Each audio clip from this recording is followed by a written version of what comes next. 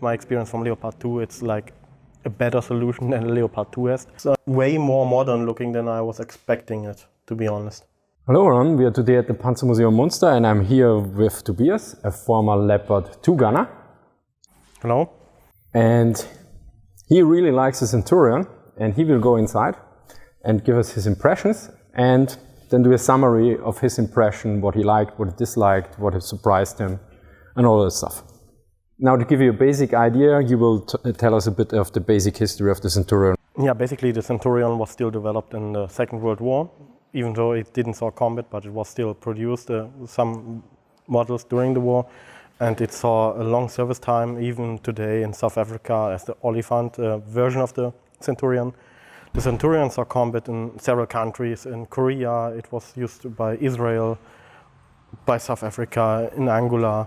So it has a long service life, and it saw even several upgrades. Like, for example, it got bigger guns. It had like the 17-pounder in the beginning, but later it got the 84mm gun, and now with this, the L7, basically the same gun as in the Leopard 1.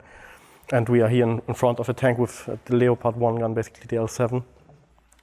But basically it's a late World War II tank. Yeah, it's a late and similar in that regard to the Yes. T-55, which was directly after the Second World War, but most people say it's World War II. I mean, in World War II there was still the T-44 in development, and directly after the war there was the T-54 in development that came like in the late 40s, and that was roughly the same time. And the T-54 got basically developed into the T-55. So it saw basically the same kind of modernizations like the Centurion got, but it remained the same gun basically all the service life. It was the 100mm gun. Yeah. So basically the T-55 is a bit newer technically, but this was more upgraded. Yes. But the overall dimensions inside didn't really change, and I think that is what we are looking for. Yes, I would also say even that the dimensions in that case with the Centurion got a bit smaller because the gun got bigger, because in the beginning it's only the 17-pounder, while the T-tanks kept their 100mm gun and didn't got upgunned like the Centurion. Let's take a look. Dann geh rein. Gehen wir mal rein. Den Centurion.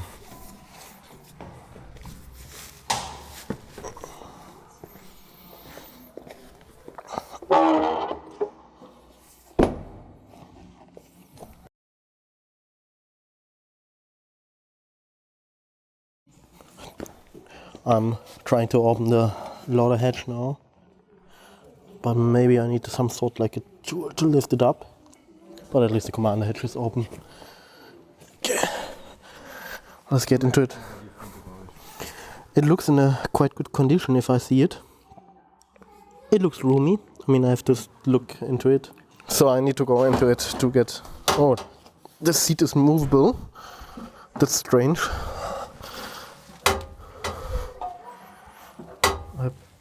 I didn't know that the seat was like...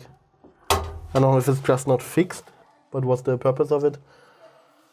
I mean, I'm sitting basically now on the seat of the commander. The space is decent. I like the very big space that I actually here have. It doesn't feel like cramped, I would say. I mean, of course, you have normally ammunition. So how does it compare to the Panther and Panther 4 you have been in before? Way roomier and way bigger than the Panther in the side. Obviously, the turret ring is bigger. The gun is bigger. It takes more space, but still, the commander space of the Panther is very cramped because the wall is basically way closer to you. The ring with the periscopes is way closer to you, and you don't have like the freedom of movement. The Panzer 4 is even more cramped compared to that because the commander is sitting behind the gun. So yeah, it feels roomier, and I want to sit down on the gunner seat as well. Check that. How does it compare to the Leopard 1? I would say similar. Similar. I mean, with the Leopard 1, at least with the... I have never been in the welded turret Leopard 1, only in the cast turret ones. And they are cramped because of the walls basically are not facing upwards, but more like angled. So it kind of feels more cramped. So because of this walls being like 90 degrees or only slightly angled, you have way more room inside the vehicle. Yeah, here's the controls for the commander to rotate the turret. Very nice. In what position you are now? Now I'm on the gunner seat. I have the pedals here, 2 pedals. I assume it's for rotating, and yeah, I'm taking the light. So we have 2 pedals here. I assume one is for rotating and one is for maybe for firing.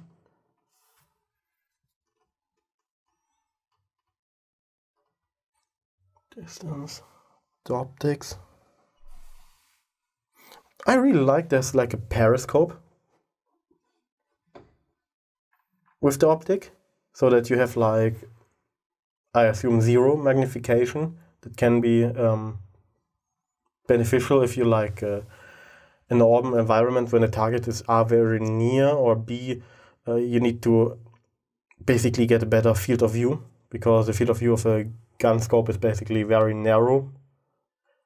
I really like that system that you have, like, as a gunner, a periscope to get a better overview around the target, or to spot the target faster. What is the box on the right of the gun side? Here? Yeah, with all the instructions, or no, with all the knobs. I mean, it looks like it's about lights, because you can like dim lights here, and APDS range scales on off. I would say it's something that turns on lights. In the gun sight. Yeah, or around it basically. What do we have here? Volts. Electric power. I mean, for me it's very interesting to be the first time in the Centurion, because obviously you only knew this tank from books, videos, or from video games. And I always wanted to be in Centurion. Here we have gun elevation and rotation to the right. And here's the mechanical one for the rotation. So the rotation will happen here. And you elevate the gun with that. So I don't know what the second pedal is. I would like to go over to the loader place. Yeah, should I take the... Yes. Right.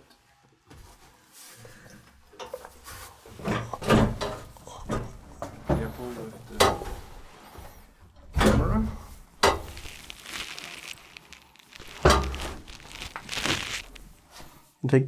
Get the lamp, yes. Okay, I can see ammunition storage under the gun. Here's even a shell.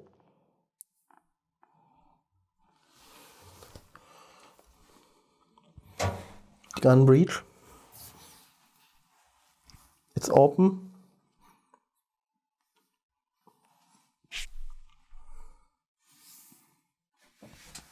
Okay, we have the mounting for the coaxial gun and for the ranging gun, I think, because the Centurion used a ranging gun. What is a ranging gun? Basically, it is a 50 cal that has the same ballistics than the main gun. And you're firing the ranging gun, and if you see that the ranging gun is hitting your target, you fire the main gun. Maybe that's the second pedal, but I'm not sure about it. You're the gunner. I was not a gunner on a Centurion. Yeah. But you're more a gunner on a Centurion than I ever was. Or will be. Okay, here we have an opening here where you can eject spent casings or maybe load new ammunition.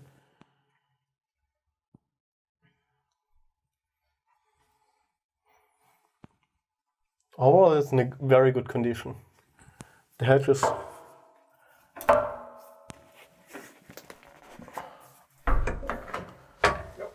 Now you can open it. Yeah, wait, I moved your light. Okay. And also this one. Give me a second, I'll make a photo of you.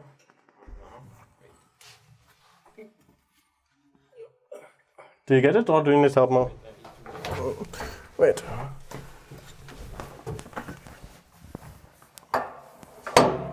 Okay, it's open now.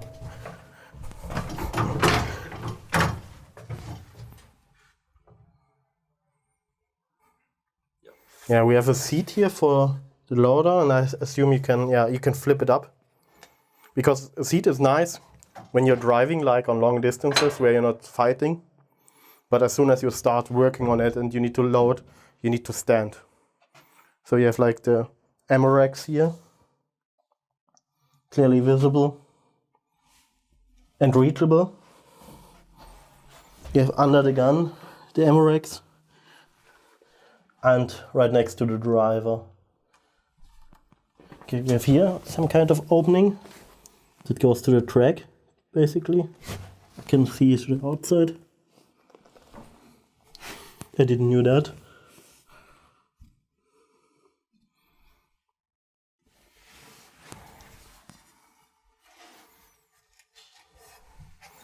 Very nice.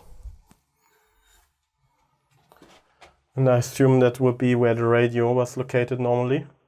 The more I see it, it more reminds me of actually modern tanks, modern NATO tanks. It's very similar from the position. For me, with the experience of Leopard 2, I mean, for me it's similar that I have the radio as a loader in a reachable position. I can reach it. If this is the radio rack, I could also reach it very easy to adjust frequencies while the commander is doing his commander job.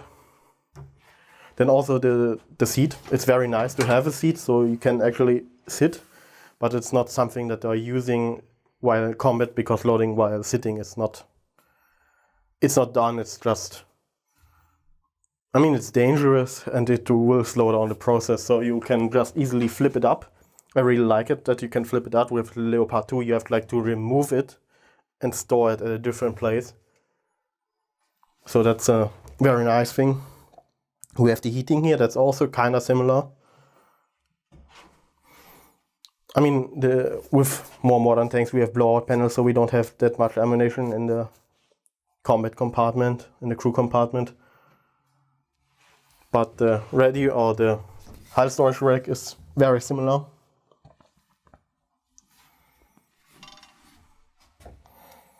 Also the position of the machine guns, again very similar. We have for a loader a periscope that's also on a very similar position like with Leopard. And it seems like it's even movable, while on Leopard 2 it's like fixed. For me it's very nice to be in this tank. It's way more modern looking than I was expecting it, to be honest. If you see that basically Centurion was one of the first, if not the first main battle tank that was developed. And it's not that far off from the Leopards. And certainly, if I compare it to like Eastern vehicles like T-55, T-54, this vehicle looks more organized, better developed, and it feels like a higher quality compared to like T-55 or even T-62 when I was in T-62 before. All the systems, for example, you see here like a chain, and the chain is completely covered, so you can't like get hurt by it or get like stuck into it. And you have a lot of free space here, at least as loader. As I see, the ammo was over there and in front, but I can actually move around and you're not cramped. And one thing that's also noticing me compared to other tanks, I can stand inside the tank. Like, I have no problems with standing inside this vehicle, and I have even still room left.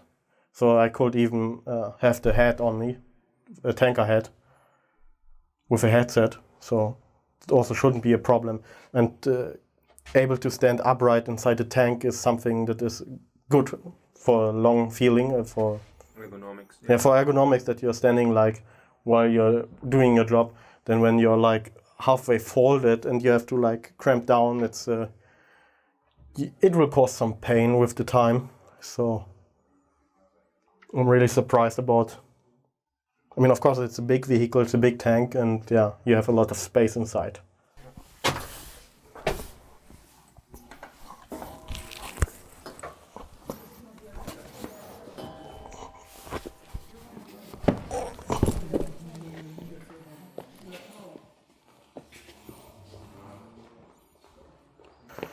Okay, let's see if it's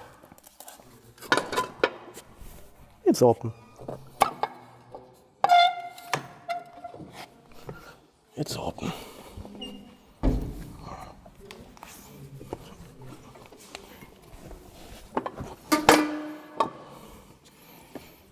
Give me the light. Yep. Okay, let's get into it.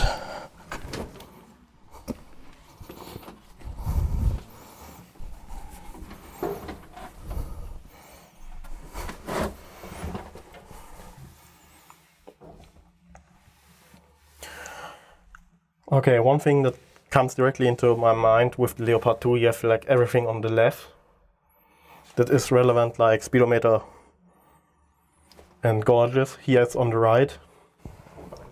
So I can see the batteries behind me. There's the turret. There's like a wall between me and the ammunition. Fire extinguishers right next to me. I like the size of the hatch. What also comes into my mind, it has no steering wheel, still has levers for left and right. 2 pedals.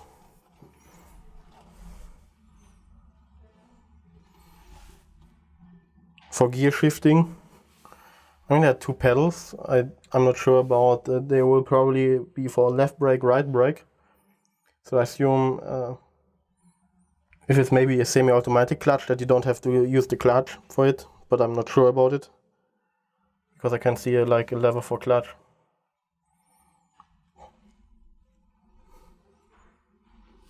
But again, for me and my size, a lot of space in here. So it feels very modern. It feels very modern. I know that you can like, I think, move the seat a bit back. But again, yeah, it looks very modern. And if I compare it, for example, to the Panther, how cramped it is, obviously because the transmission is in the back on this tank, and the Panther has transmission in the front. The overall design and building and how it's built, it looks way more modern. And if you compare it to a Soviet tank, it's like a different world. It looks well more designed than like a Soviet tank. If Soviet tank looks more like crude compared to that, going from the weldings that you can see, but also like the ergonomics on Soviet tanks are like not that perfect. But for Centurion, I have to say, it's spacious compared to other vehicles I've been. So, now Tobias, since you have been inside, how was it? It was interesting for me to see how modern the layout of the vehicle is, the dimensions, that it's quite roomy, even though it has the L7 gun, basically the same gun as the Leopard 1, and it doesn't take that much space in it. For example, the loader is able to stand upright in its position. That's something that's not possible in the T-tanks, at least when the hatch is closed. And also like reaching the machine gun is way easier on the Centurion. That's like nearly impossible standing upright on the T-tank. I was surprised about like the hatches for the loader that are like damped, that you can't get hurt, like that are softened basically. Mm-hmm. There's like a cushion on it. That's a brilliant idea. Also how to close and how to open the hatches is really interesting made. Even though I would say with my experience from Leopard 2, it's like a better solution than Leopard 2 has, because you have to like grab out of the hatch, basically out of the hatch ring, to use a lever to close the hatch, and that can be dangerous while the vehicle is driving. While in the Centurion, the lever for closing the hatch is basically inside. That's something that's very interesting. The layout of the instruments was very familiar for me, because I assume it's NATO and the Leopard development is kind of similar. But what came into my mind is basically that this tank has a turret basket. So, and the T-55 is basically you're standing like on a rotating disc inside the vehicle. That's of course more dangerous. And even though that you have the turret basket, you can still stand upright in this vehicle, and that's not possible in a T-55 in a normal situation. Then what I also liked is basically the walls of the tank, of the turret, are basically upright. that you can have more space inside, while the T-55 has like, how would you describe, like a turtle-shaped turret that is like getting narrower to the top. Yeah. So you have at the bottom, you have like a big space or a diameter of the turret ring. Yes, you have that, but the shape of the turret makes it like that you have to go constantly like that. You have to like to bend all the time. While in a Centurion, especially as loader, you can stand upright, you can work, you can do your stuff, and the more space you have, the faster you can move actually, because you don't have to take care where you will hit. And overall, I would say it feels more natural, and also what I saw like from the production perspective, this vehicle looks way more thought about it. It's like the T-tanks look a bit more crude, the weldings are crude, the shape or where everything is placed looks more crude, and for me it looks like, okay, I want to do something and I immediately know where to grab, and I know, okay, there's the controls for the gun, there's the optics and stuff, but also for the loader, it's very similar placement. For example, the machine gun compared to the Leopard 2, very good reachable. So for me, it's a surprise. So it's basically a late World War II tank, but it didn't. It was not used operationally. Yeah. But you also were in a Panther the day before. How does it compare to the Panther, particularly in size? Because that is what. So the Panther is more cramped in the inside. You have the power shaft that's going through the vehicle. You have the transmission in the front. It takes a lot of space inside. And also the turret ring is way smaller. That makes movement inside the vehicle way harder. The commander position has way more space in the Centurion compared to the Panther. The commander is like sitting in a very cramped position, and he has overall more space. I also like that the radio is in the turret, operational basically by the loader and by the commander. That makes it easier during combat if the commander is doing way more like designating targets, getting an overview about the area, while the loader can just take over, change frequencies, plot down something or answer. And also with the driver position, I think it's better. Now, you have also been in the Comet, but it was 2 years ago, right? Yeah. Do you recognize a major change or more of a continuity? Well, to a certain degree, it's hard to tell because the Comet isn't that fully equipped like this Centurion here. There is a certain continuity, but I would still say that it's a major leap forward compared even to the Comet. It's like, I would rather say that's a more modern vehicle compared to like. If you didn't know, you wouldn't have put it in late World War II, right? If you enter it, it would be comparable to Leopard 1, yes. Yeah, okay. And Leopard 1, we have now 60 year, basically 60 year plus 1 day that the first Leopard 1 was shipped or, given to the Bundeswehr. Yes. So anything else to add? For me, it was a great joy to be able to enter a Centurion in such a great condition, because I only knew it from media like TV series or from video games, and it was a joy to be finally one in a Centurion. Okay, then thank you very much, Tobias. Thank you to the Panzermuseum Munster for inviting us.